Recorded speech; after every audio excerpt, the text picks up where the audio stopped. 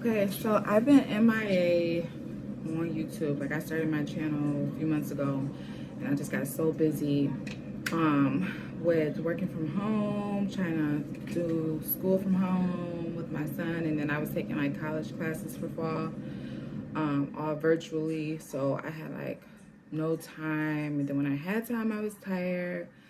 But I'm working on being more consistent with this because starting this channel is important to me. Like, hopefully I can help somebody with, weight loss or mentally mindset. And so I am making a video today. I'm done with my fall classes. I passed with A's, and I was just really thinking about this pandemic, the effects that it's had beyond just, us like living our lives differently and having to wear a mask every day and just getting adjusted to that, but also getting adjusted to being at home, because a lot of us are working from home. We're home a lot more often than we've ever been in recent years combined. And so trying to maintain is a struggle for some, and it is a job.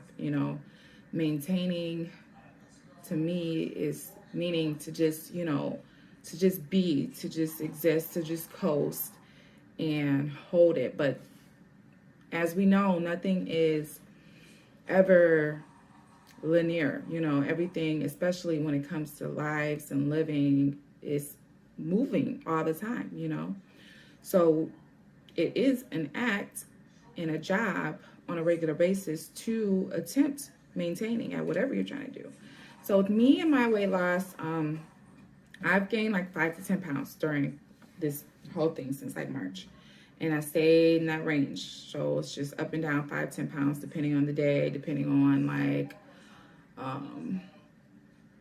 what I eat and how heavy and how frequently my fasts are. So, I'm not upset about that at all. I'm actually very pleased with that, because coming from being morbidly obese, like I was almost 300 pounds.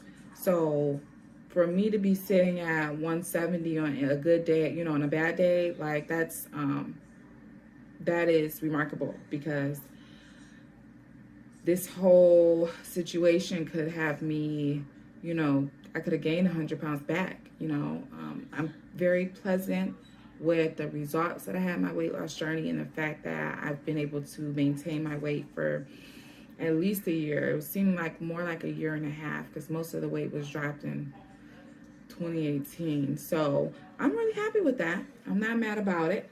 But with that being said, there are a lot of people who have gained weight during this time, and there are a lot of people who have taken the initiative to lose, during this time. And then there are people like me and others that are just trying to maintain our weight and keep everything kosher. So I have some tips that I want to share for how to maintain your weight while, in the house during this pandemic. First of all, I would say keep busy, because idle time, like there's a saying about, an idle mind. You want to stay busy, because being busy stops you from doing mindless activities, engaging in mindless activities, which eating is one. We need to eat in order to live and get our nutrients and vitamins from our foods. But when you start eating in excess, because you're bored, that's something that can be prevented if you swap out that activity of eating for something else. And like, for instance, I noticed for me, I like to, when I watch TV, and I've been watching a lot of it since we've been in the house with my son. We don't usually watch this much TV because we're not home, but when you watch TV seems like a time that you should be eating. You go to the movies and they give you popcorn and candy and nachos and slushy. So naturally, when you're in front of the TV and you're binge watching a show or watching a movie, you feel like you should be eating while you're watching TV. A lot of people do. Not everybody, of course, but that's just an example of like how you could be just eating mindlessly, like which would cause overeating, especially if you're watching a lot of TV, you're doing a lot of activities that have, no real point to it. So just watching, if you're triggered by watching TV to eat, maybe I wouldn't say not watch TV, but choose a different activity to do. Like take a break from watching TV and go and find something else to do. This is a perfect time to like set goals, to reflect and journal, to reorganize and to cleanse out your house. Like I went through like every closet, and we've donated several bags of clothes and thrown out a lot of stuff that were things that weren't even being used for years. You didn't even remember you had it, but it's there. Once you do something like that with your time, it makes you feel accomplished, number one, and then you're not wasting your time, doing something else that's not as useful. So I would definitely suggest doing that. Also, becoming mindful, like if you're not already. If you are already, listen to it. Because I know for a while I wasn't listening to, I had hit a point during my maintenance where I knew, I was very mindful of what I was doing, and I could feel and sense when I was full, for instance, or, little things like that. But when I say be mindful, like take note of what affects you. I know for me, if I'm having like a super busy day at work and then I have class after and I really don't want to go, and my son needs, this and that, all in between, though I'm not necessarily stressed, visibly, but internally it feels like things are just everywhere, like those are the days where that kind of internal stress makes me kind of want to just grab something to eat so I can keep the stamina to keep going. And a lot of people are affected by stress eat. Even just having a visitor over, someone needs to stay at your place for like a weekend, that might, for some of us, take us out of our zone and our element and create a little bit of extra pressure, which makes you do things like engage in activities you wouldn't usually, like binge eating. So that's my tip, is to just be mindful of like your body. Like when you're about to eat something, ask yourself, am I hungry? Number one, because a lot of times we're not even hungry. We have to give our bodies time to digest the food properly before we can like put more into it. And that's where some of us fail, is listening to our bodies. When you're going to get something to eat, just question yourself on the way, like, oh, am I even hungry? Or do I just want to eat this because I know it's here? Most of the time, you might find that you just want to eat it because it tastes good and it's there. I've definitely experienced that, cooking like lunch, breakfast, and dinner for my son and I. For him mostly, because I don't eat breakfast, and some days I don't eat lunch. But when I'm making these things and I'm smelling them throughout the day, at lunchtime I may be like, oh, well, I'm gonna eat lunch too because it smells so good. But I'm really not hungry, if I'm being honest with myself. So just things to like pause yourself on and think about. Another thing is to take note of what affects you. Like if you had this large meal and then you were like bloated or something like that for the next week, like what did you eat? I would suggest, for those who have time and who are really interested in doing the work, which is not much, but jot down what you eat.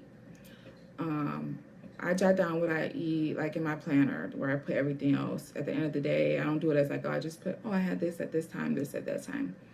Because I noticed during my whole weight loss journey and during the maintenance portion early on, a lot of things that affected me that I didn't even realize, like cheese, dairy. I love cheese, and when I first lost weight, cheese was like in every dish, and I still shed a lot of pounds eating cheese. But now I notice in maintenance, it affects me differently. It bloats me, it causes inflammation, it can cause acne on my face. So while I still love cheese, I still eat it, here and there. I just try not to make it a regular part of my diet. So paying attention to what causes, things that you don't care for in your body, and what causes things that are aligned more with your goals in your body, and writing them down and then adhering to them. Like I noticed red meat is something that doesn't digest as quickly in my body, and it kind of just seems to sit in my stomach and cause a little bloating. You know, chicken, salmon, tuna, white meat is flows better for me, and it, you know, makes a big difference. So I love red meat still, and I'll still eat it, but I pick and choose when I'm going to eat it. If I know I want to, you know, wear this certain dress that has to fit like this, I might just be on, you know, white meat. It just depends on the mood. But the more that you know what affects your body and how, the more that you can tell your body what it's going to do. A lot of us haven't been able to work out because a lot of people went to the gyms, and now gyms are, a lot of them were shut down for a while. I think some of them are back open depending on where you are, but I've always worked out from home. I just prefer to. I actually do want to start going to the gym, but right now it doesn't seem like the time. So I've just been working out from home still this whole time, and I think that working out is very important. As we all know, you can't outwork a bad, you can't, what do they say? You can't outrun a bad diet. You can't, but you can definitely keep your body toned and keep it together and keep yourself active. Not only that, working out definitely affects your mood, and that's something that's, you know, not new, but I'm going to repeat it because I have been taking note once again of how things affect my body. Like when I get up in the morning and I work out, I love working out in the morning because I have so much energy for like hours, and I feel like, you know, I can feel the difference from the days I work out and the days I do not. So working out, just getting some movement, 20 to 30 minutes, like 3 times a week, even 4, depends on how much your body can take and what you're used to, but working out in some form is important, and you don't have to do anything special. You really don't need any equipment. You can do jumping jacks, you can run in place, you can do squats, you could do lunges, you could do bicep curls, and you can add weight if you need it to be more challenging. If you don't have weights, you can create weights with, you know, a gallon of water or a gallon of milk or something like that that's laying around your house. So I definitely recommend staying busy and working out because in the long run, it makes you feel better and it helps the overall goal. It might not help you lose weight, but it'll help you keep things snug as they can be if you actually work at it. And there are plenty of like workout videos right now, giving out ideas for free. And my favorite thing to do is the time like intensity workout where you work out for like 20 seconds at your top maximum and then you rest for 10, doing that over and over. So something that you should definitely look into. Okay, also keep things like simple, you know, if that makes sense. Let me see. Like for me, I love to cook. I love to cook and I love food that tastes good. And so when I make my own food and it tastes great to me every time, it can be so tasty that I overeat, you know, because I made this delicious meal and there's more in there. So I'm trying to tap into cooking less amounts for myself and my son so that there's less leftovers. That kind of combats that. And then I'm trying to make sure that I add more vegetables, even for low carb, you know, since I'm in maintenance, I don't need my carbs cut as much as they once were. So vegetables, I feel like they really fill you up depending on what you're eating. Green, you know, real vegetables, they take up room and then you feel like you can't eat as much. And also like, you know, what you put on your plate, which is a form of portion control. Some of us, like in the past, I always start with like 2 chicken thighs for sure. Now, depending on the size, you know, I might still eat 2 chicken thighs, but it's just that you don't need to start out like that. Put something on your plate that's, you know, a decent sized portion, and don't overload your plate, because once you overload your plate, you feel like you have to finish it. It's one thing if you decide I could use a few more bites and that wouldn't hurt me, and you go back and you make another plate, but to automatically put that on your plate automatically tells you that you're going to eat this amount of food. So just keep things simple with loading your plates and with what you're cooking, you know, and then what you're buying. Also, snacking is not something that I do, and I have stopped doing that since I started my journey and I started intermittent fasting. Because snacking, and I may be saying this wrong, but snacking is, science has shown that every time we eat, our insulin spikes, and that's not necessarily a bad thing, but depending on what you're eating, the excess can be stored as fat. And so the more often that you eat, the more likely, you know, that you're putting something in your mouth, the amount of times rather, that can cause for added fat to be held onto by your body. So I don't snack. I eat my meal. If I want, you know, something that is like a snack, like almonds, I eat it, you know, at the end or with my meal before. I don't eat several times throughout the day. It really, you know, just depends, but mostly I eat like twice a day. Some days I eat once a day, and some days I eat 3. It just depends on my mood and what my body needs. Listening to my body. On days I work out heavy, my body desires a little more protein and food, so I might eat another time. But just like go in there and grab some of this, eat it. A couple hours later, grab this, eat it. Like, that's all mindless activities. And when you really think about it, you're probably not hungry, because you just, you know, you just have to pay attention to what your body wants, what it responds to, take note of it, and go from there. So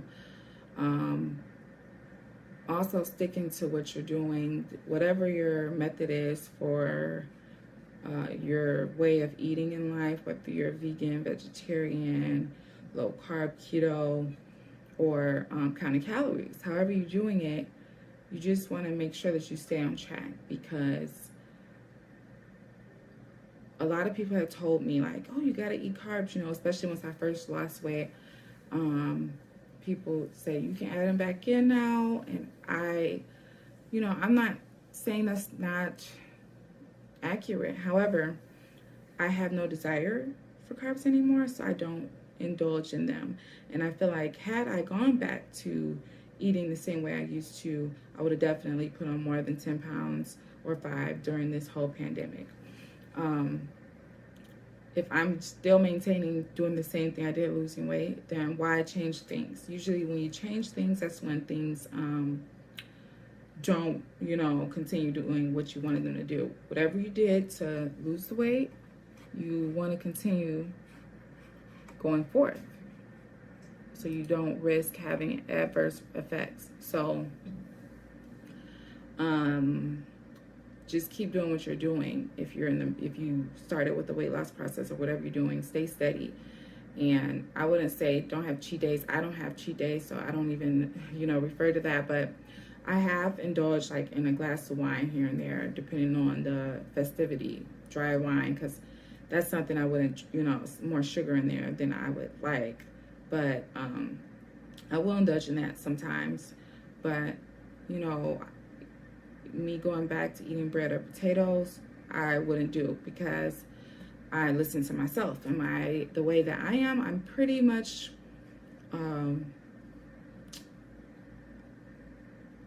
one of those people that has an addictive personality.